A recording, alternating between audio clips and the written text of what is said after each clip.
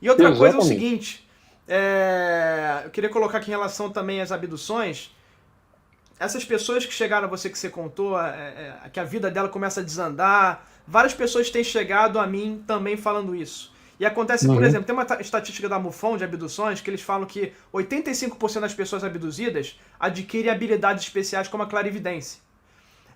Eu tenho recebido alguns relatos, por exemplo, que a pessoa adquiriu a clarividência, então o ser deu esse, entre aspas, presente para ela, falou que era amigo dela, e a pessoa se sente maravilhosamente bem com esses seres, porque ela deu esse dom para ela. Por outro lado, a vida dela, ela tá em depressão, a vida dela nada dá certo no casamento, ela perdeu dinheiro, a empresa faliu, mas ela acha que os seres são amigos dela. Então, assim, várias pessoas me falando isso.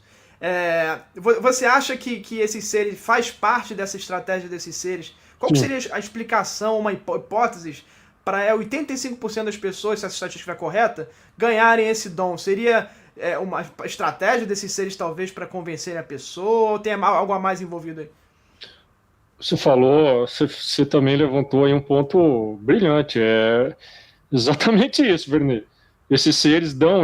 Olha, veja que quem já leu tratados de demonologia, né, relatos da Inquisição, né, vai ler os casos lá. Acho que o problema é esse, Vernê. Ninguém lê isso, sabe? Ninguém lê isso.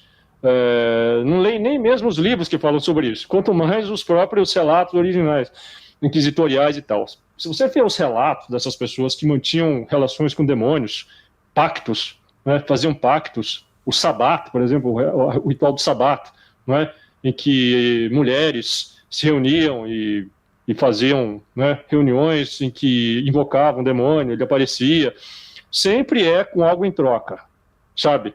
Ninguém invoca o demônio, Vernê, só por invocar. Ninguém. Certo? Você não vai invocar o demônio só para ver ele. A pessoa invoca o demônio porque ela quer alguma coisa, ela quer poder. Ela quer algum benefício, sabe? Uma melhoria na vida dela. E assim, o demônio ele dá isso para você. Ele te dá, entendeu? Só que o preço que ele cobra depois é altíssimo. É só você ver o que acontece com um monte desses artistas aí, né? Que fizeram aí, que fazem um sucesso, que, né, ficam famosos, etc. E sei que muita gente deve ter dado um risada dessa hora. Fala, pô, o cara tá falando um negócio desse. Pô, a gente sabe que isso acontece, né? O cara vende a alma dele, pô. Ele vende a alma dele para ter sucesso, para ter dinheiro, ter mulher, né? Eu coloquei E até no meu canal aqui, o Suenaga, para ilustrar isso. O vocalista do Megadeth, que é o Dave Mustaine, ele falou, não, comecei minha carreira falando sobre rituais de magia negra e todos deram certo, eu consegui a mulher, eu consegui matar o cara que eu não gostava. E Aham. ele fala assim, ó, e também não vou nem falar o que eu fiz nas outras décadas, inclusive foi um dos motivos para ele ter saído do Metallica, ser expulso do Metallica, essa questão de rituais, magia negra.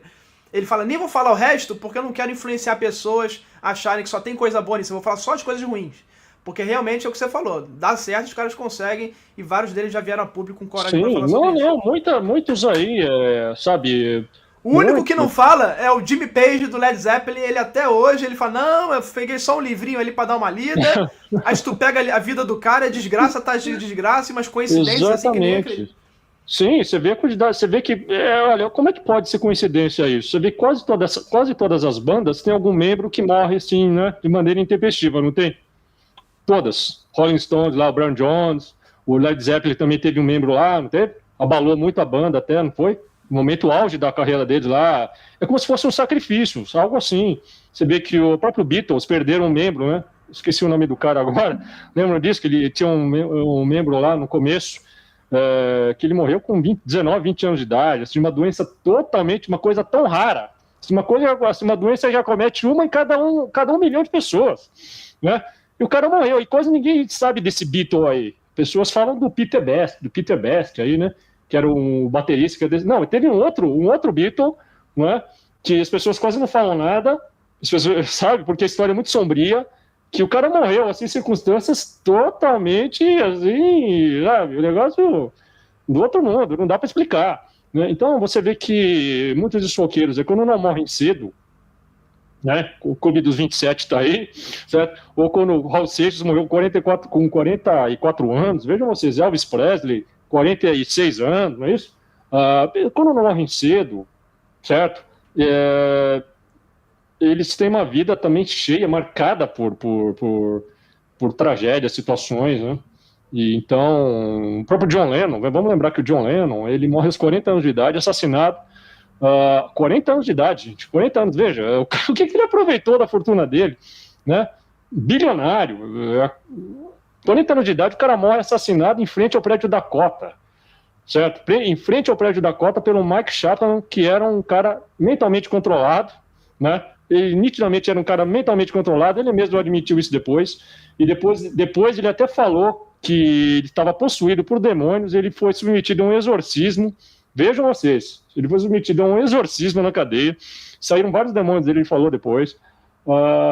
E o John Lennon morre em frente ao prédio Dakota, que é aquele prédio onde foi filmado o filme Bebê de Rosemary, né? Que não foi filmado por acaso. O Roman Polanski ele escolheu o Dakota porque era um prédio que foi habitado por um monte de bruxos, era um prédio habitado por satanistas desde a sua inauguração. Inclusive o Aleister Crowley morou no prédio Dakota e fez vários rituais lá. Ele fez um ritual lá, um ritual à mantra, né? Lá no prédio Dakota, e que ele abriu um portal lá e atraiu um demônio, entendeu? Então tem tudo isso, um demônio que até parecia um ET. Por coincidência ou não, isso aí nos anos 20. Nos anos 20, quando nem se falava em abduções, em ET, nada, ele faz um desenho lá que é idêntico ao Grey, praticamente idêntico ao Grey. Isso nos anos 20. Então como é que pode